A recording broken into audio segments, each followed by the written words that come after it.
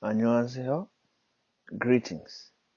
My name is Oren Francis Jefter, and we are G.O.E.L, an initiative that aims to cultivate critical thinking, problem-solving skills, and elevate computer literacy amongst the youth of Zvishavane.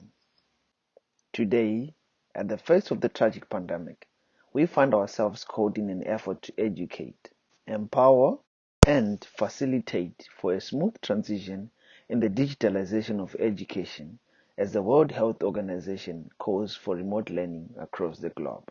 It is from this, therefore, that throughout the year 2020, G.O.E.L has championed SDG 4 to ensure inclusive and equitable quality education and promote lifelong learning opportunities for all through immersion in remote communities, public schools, and coaching educators on efficient and effective management online learning. As the COVID-19 pandemic swept across the globe, much of the developing world felt the wave at the latest start. Likewise, Zimbabwe was not its last stop. Prior to the COVID-19 pandemic, G.O.E.L had set goals to advance in the privatization of its services in ICT education through government contraction and independent school collaborations. Our community still had access to our facility as we moved much of the youth away from the damaging growth of drugs in the streets. Hence, 2020 had signed off to see us realize a return on investments that projects a positive trajectory. Come late April, the pandemic had widespread across the continent and it was starting to be seen in places like Zimbabwe. In particular, Zvishavane where we are based. And like all enterprises, we were forced to go under lockdown as prescribed by the World Health Organization. In 3 months of induced closure, the doors of all small enterprises moved from temporary closure to full-time liquidation. As G.O.E.L, we are no exception to this trend. Our bills had taken us into a negative financial plunge.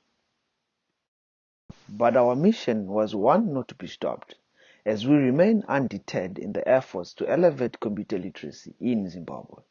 The pandemic had simply provided an opportunity as the world of education shifted to online. We sought to find the best way to facilitate this transition across the lower and middle class of Zvishavane.